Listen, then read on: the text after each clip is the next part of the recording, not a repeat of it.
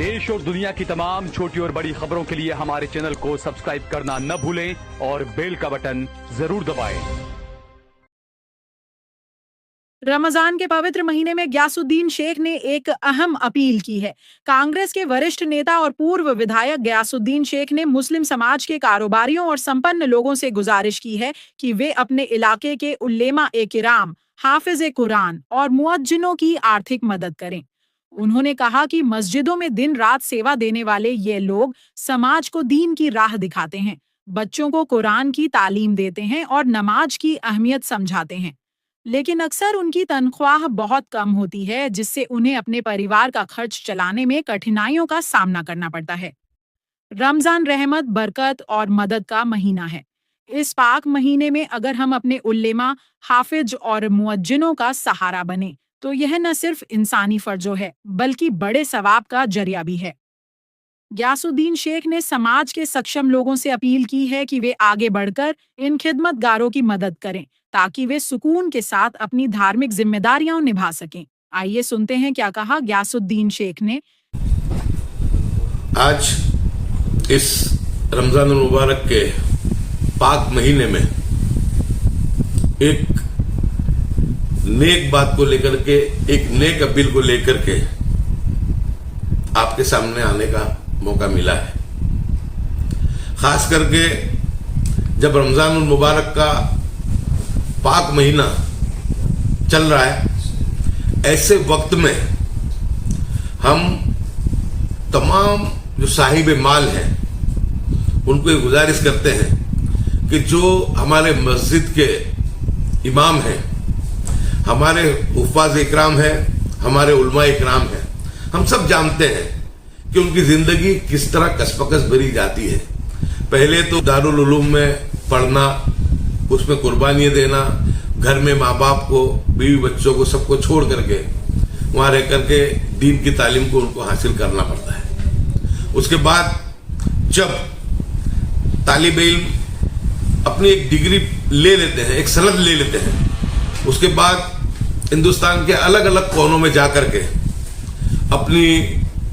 जो है खिदमत को अंजाम देते हैं। मुझे ये बहुत दुख के साथ कहना पड़ता है कि एक मजदूर की जितनी मजदूरी नहीं होती महीने की, उससे भी कम हम हमारे इमाम साहिबों को, हमारे जो भी उलमा इकराम हैं, उनको जो उनका हदिया हम लोग देते हैं। हमको कम से कम जितने भी मुतवल्ली हैं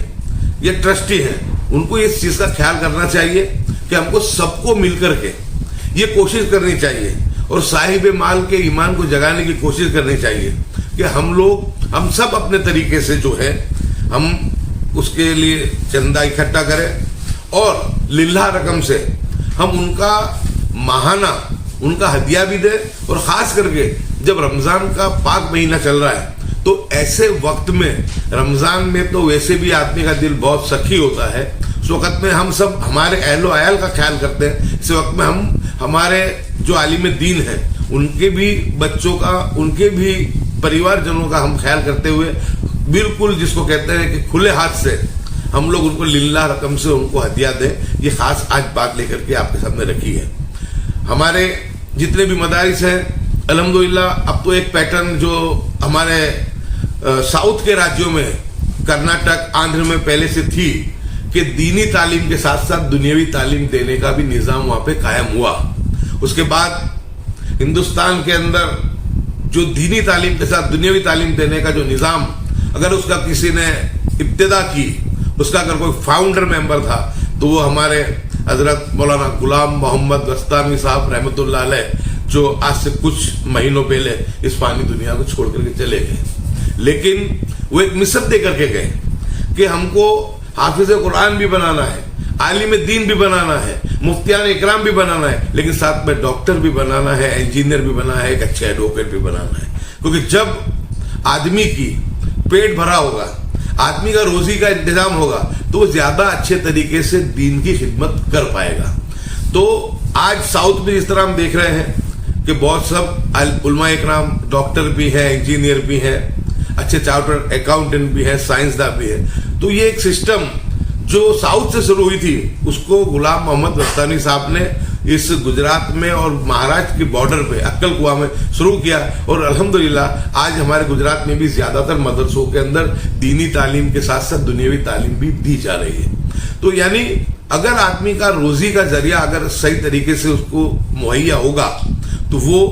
दीन की खिदमत और अच्छे अंदाज में अच्छे तरीके से कर पाएगा। तो जहां जो कोई मदरसों में अभी भी दीनी तालीम के साथ दुनियावी तालीम नहीं दी जा रही है तो गुजारिश है कि हम लोग जल्द से जल्दी कोशिश करें कि हम लोग दीनी तालीम के साथ साथ आधुनिक दुनियावी तालीम भी दें और साथ साथ में हदिया तो हमको हमारे उलमा इकराम को मासिक जो देना है वो तो देना ही है, लेकिन साथ में जो हमारे फैक्ट्री चलाने वाले हैं, दुकान चलाने वाले हैं, अच्छे कोई उद्योग काम धंधा चलाने वाले जो ताजिर है उनसे भी हमारी गुजारिश है कि मैंने बहुत सब लोगों को, दीनदार लोगों को मैंने देखा है। मैंने वीरावल में एक हमारे दोस्त है साजिद भाई, उनके वहां भी देखा है, दूसरी बहुत सब जगह हमने सूरत में केपी भाई के वहां भी देखा है कि वहां पर उन्होंने, क्योंकि जो हमारे हुफ़ाज़ इकराम है, हमारे उलमा इकराम है, उनका जो वक्त सुबह की नमाज के बाद से असर की नमाज तक वो फारिग रहते हैं, सिवाय कि जो मदरसे में तालीम देते हैं, तो सिर्फ एक जोहर की नमाज बीच में आती है। तो उन लोगों को पार्ट टाइम में रख करके उनका भी घर बराबर तरीके से चले, उनका भी काम हो, व्यापारियों का भी काम हो और साथ साथ में हुफ़ाज़ इकराम, उलमा इकराम का भी काम हो, तो रोजी देने के लिए हमको भी पार्ट टाइम में भी जो भी हमारे उलमा इकराम अगर करना चाहते हैं तो साहिब माल से उनको गुजरेगी, अल्लाह जिसको ये नेमत दी है तो उसके अंदर उसका भी हिस्सा रखते हुए कि उनसे भी काम लेकर, क्योंकि जो हाफिज कुरान है मैं मानता हूं कि वो बहुत ही जीनियस है, बहुत ही समझदार है। कुरान हिफ्ज करना छोटी बात नहीं है, कुरान हिफ्ज करना बहुत बड़ी बात है, बहुत ज़हीन बच्चे इसको कर पाते हैं। तो उनके जो उनकी जो साइकोलॉजी है, जो उनकी समझ है, अगर उसका इस्तेमाल हम लोग दुनियावी कामों में भी लेंगे तो मैं मानता हूं कि बहुत बेहतर अंदाज में हमारे उलमा इकराम वो काम को कर पाएंगे, उनको रोजी मिल जाएगी और हमारा काम हो जाएगा। तो ये आज के रमजान के महीने में खास बस यही गुजारिश है कि रमजान का बाबरकत महीना है, इस महीने में हम हमारे अहलो अयाल, हमारे बच्चों के साथ साथ हमारे उलमा इकराम कि जब हम पैदा होते हैं वहां से लेकर के जब हम आखिरी सफर में जब हमको कब्र में दफनाया भी जाता है उस वक्त तक हमको हमारे उलमा इकराम के रहबरी की जरूरत पड़ती है। तो जब पैदाइश से लेकर के आखिरी सफर तक जिनकी जरूरत है वो जिन्होंने दीन को जिंदा रखने का काम किया है, और जो उलमा इकराम है वो तो हमारे सर के ताज हैं और हमारे प्यारे नबी सल्लल्लाहु अलैहि वसल्लम ने कहा है कि वो मेरे नायब हैं, वो नायब रसूल है। तो उनका एहतराम करना, उनकी इज्जत करना और उनकी भी दुनियावी जो अखराजात है उसको पूरा करने के लिए हम लोग पूरी गौर फिक्र करते हुए, उसके लिए हम लोग थोड़ा मुजाहिदा करते हुए, साहिब माल के सामने बात को रखते हुए लिल्लाह रकम से उनको हदियात से हम लोग नवाजें। गयासुद्दीन भाई, उसके अंदर जिस तरीके से उलेमा की आपने बात की, उलेमा को मेंबर से भी क्या ऐलान नहीं करना चाहिए? जैसे उम्मीद पोर्टल का मामला हो गया और भी कई ऐसे मामले हैं, तो उलेमा को भी इसके लिए किया जाए कि लोगों को ज्यादा से ज्यादा बेदार करें इस मामले के अंदर, वक्त कम बचा है उसके भी रजिस्ट्रेशन जल्दी से जल्दी कराया जाए। मैंने सहल कुरैशी साहब, मैंने आज ही वक्फ बोर्ड में माहिती ली, जानकारी ली, 39,000 रजिस्टर हमारे जो वक्फ है प्रॉपर्टी, लेकिन उसमें से मात्र अभी 26,000 लोगों ने ही रजिस्टर कराया है। जिस वक्त में 5 दिसंबर थी उस वक्त में ऐसा था कि 100 आदमी का स्टाफ वक्फ बोर्ड के ऑफिस में रखना पड़ा था, लेकिन जैसे ही 6 महीने की मुद्दत, तमाम तंजीमें, सियासी लोग, आप यूट्यूबर्स की मेहनत, गुजरात टुडे की मेहनत, सभी उलमा इकराम की वो हुआ, तो उसके बाद जब ये मुद्दत 6 महीने की बढ़ी, 6 महीने की मुद्दत बढ़ते ही लोग वापस से गहरी नींद में चले गए।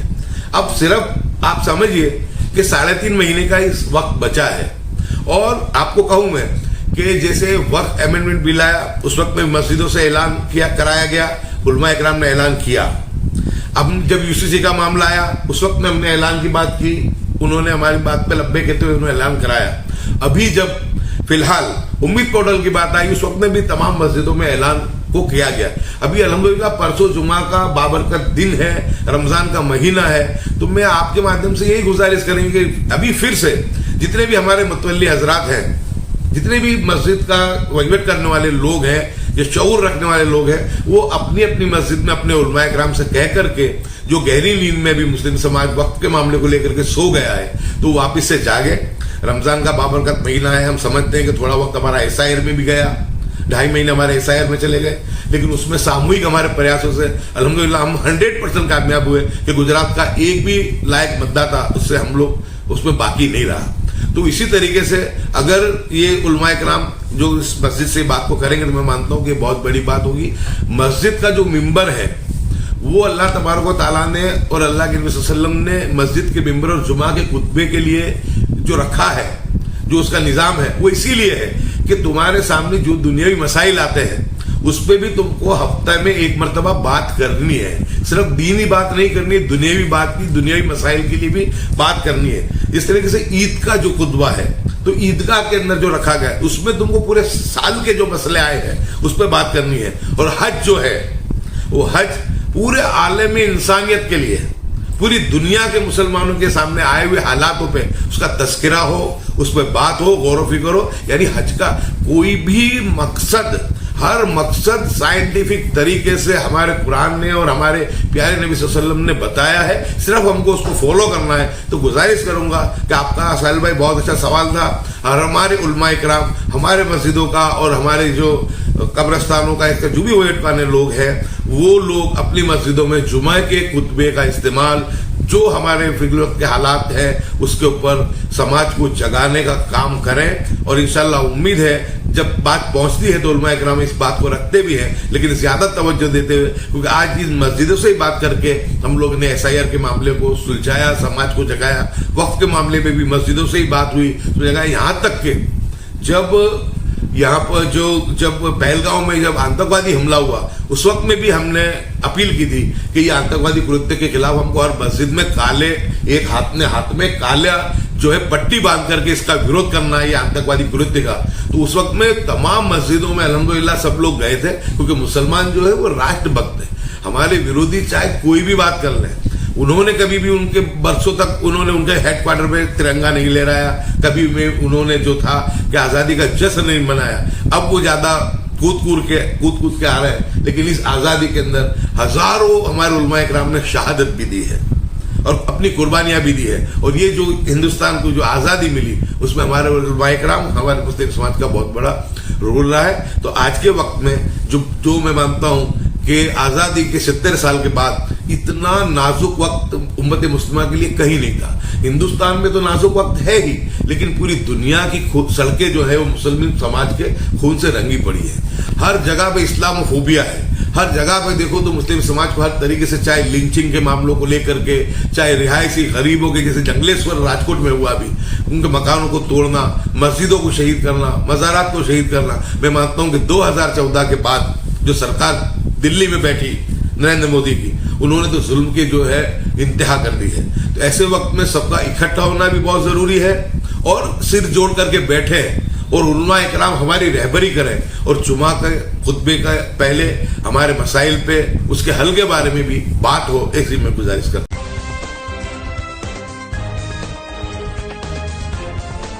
देश और दुनिया की तमाम छोटी और बड़ी खबरों के लिए हमारे चैनल को सब्सक्राइब करना न भूलें और बेल का बटन जरूर दबाएं।